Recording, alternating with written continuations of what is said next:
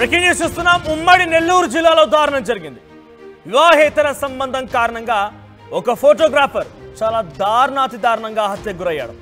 మృతుడు వెంకటగిరి మండలం అమ్మపాలెంకు చెందినటువంటి శివారెడ్డిగా తెలుస్తోంది. అయితే అదే గ్రామానికి చెందినటువంటి మహిళతో శివారెడ్డికి వివాహేతర సంబంధం ఉండేదట.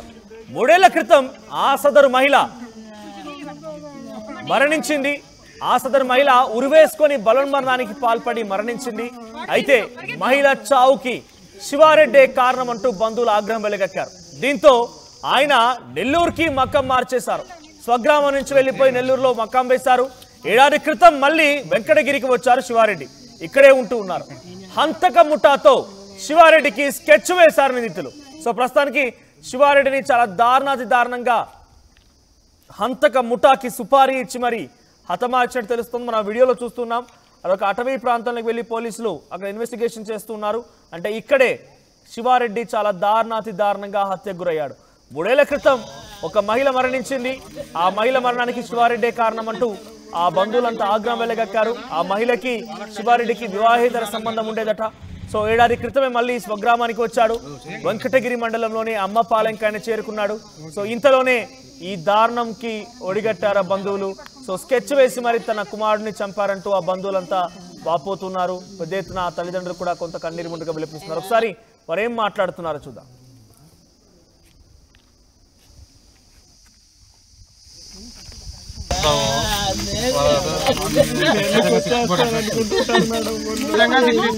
ఓకేనా వాళ్ళకి కఠిన శిక్ష పడేటట్టు మేడం గారు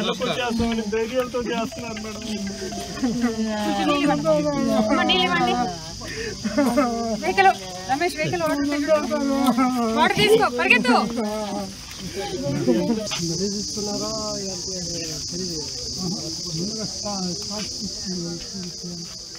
రైట్. ఆ తల్లిదండ్రులు కూడా తమకు న్యాయం చేయండి, ఆ నిందితులకి శిక్ష వేయండి అని చెప్పి డిమాండ్ చేస్తుంటే తరైనటువంటి శిక్ష వేసేలా మేము చూస్తామని చెప్పి పోలీసులు చెప్తున్నారు. ఏదేమైనా ఏడాది క్రితం వచ్చి మళ్ళీ ఇక్కడే ఉంటున్నటువంటి శివారెడ్డికి పక్కాగా స్కెచ్ వేసి హంతక ముఠా సహాయంతో ఈ దారుణంగా ఆ మహిళ తరపు బంధువులే చేశారని చెప్పి వారంతా ఆరోపిస్తున్నారు. ఎస్, మా ప్రతినిధి గయాస్ కూడా ఫోన్లో సిద్ధంగా ఉన్నారు.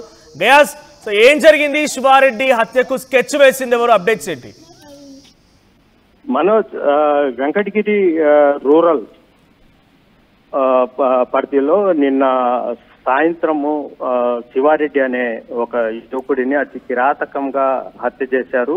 ప్రధానంగా ఇది వివాహేతర సంబంధమే ఈ హత్యకు కారణమని కూడా గ్రామస్తులు అదేవిధంగా పోలీసులు సైతం చెప్తున్నారు. అయితే దీని మీద లోతుగా ఎవరు హంతకులు, లేదంటే ఈ కిరాయి హంతకులు చేసిన పనేనా, లేదంటే అదే గ్రామానికి చెందిన ఇతను లేదంటే ఇతని స్నేహితులు చేసిన పని అనేది కూడా తెలియాల్సి ఉంది. ప్రధానంగా వెంకటగిరి రూరల్లోని అమ్మపాలెంకి చెందిన శివారెడ్డి అదే ప్రాంతానికి అదే గ్రామానికి చెందిన ఓ వివాహిత అక్రమ సంబంధం ఏర్పడి ఉంది.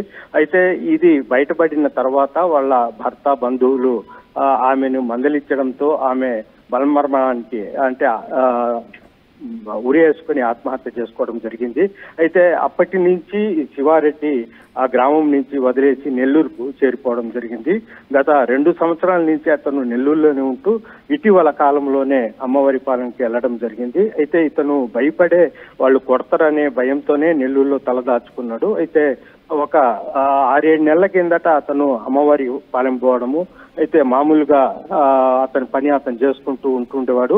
అయితే ఇటీవల ఒక 2 నెలల కిందట వెంకటగిరిలో ఒక స్టూడియో కూడా ఏర్పాటు చేసుకున్నాడు. అయితే ఇప్పుడు వెంకటగిరిలో పోలేరమ్మ జాతర నిర్వహిస్తుంది. అదేవిధంగా ఈ నేపథ్యంలోనే ఎవరికి అనుమానం రాకుండా ఎవరైతే అప్పట్లో ఓ మహిళ ఆత్మహత్య చేసుకుందో వాళ్ళ బంధువులు అదేవిధంగా నెల్లూరు నుంచి కొంతమంది కిరాయి హంతకుల్ని తీసుకొచ్చి వీళ్ళంతా పార్టీ చేసుకున్నారు. అంటే వెంకటగిరి రైల్వే స్టేషన్ సమీపంలోని జామాయిల తోటలోకి వెళ్ళిపోయారు. అక్కడ పోయిన తర్వాత అందరూ మద్యం సేవించారు. ఆ తర్వాత శివారెడ్డిని అతి కిరాతకంగా అంటే మర్మాలు కూడా కోసి అదే విధంగా అతను గొంతు కోసి చాలా చిత్రహింసలుగా చేసి అతనికి హత్య చేసినట్లు అక్కడ సీన్ ఎఫెన్స్ చూస్తే తెలుస్తా ఉంది.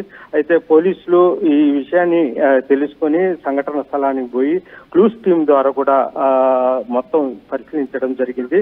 అయితే మొత్తం మీద ఈ హంతకులు ఎవరు అనే దాని మీద అంటే ఒక రూట్ అయితే తెలిసింది, వివాహిత సంబంధమే ఈ హత్య కారణమని కూడా తెలిసింది మనోజ్. అయితే హంతకులు ఎవరు, నెల్లూరు నుంచి తీసుకుని వచ్చి హత్య చేశారా లేదంటే ఆ గ్రామస్తులే వాళ్ళ ఎవరైతే ఆత్మహత్య చేసుకునిందో వాళ్ళకి సంబంధించిన వాళ్ళే హత్య చేశారా అనేది కూడా తెలియాల్సి ఉంది.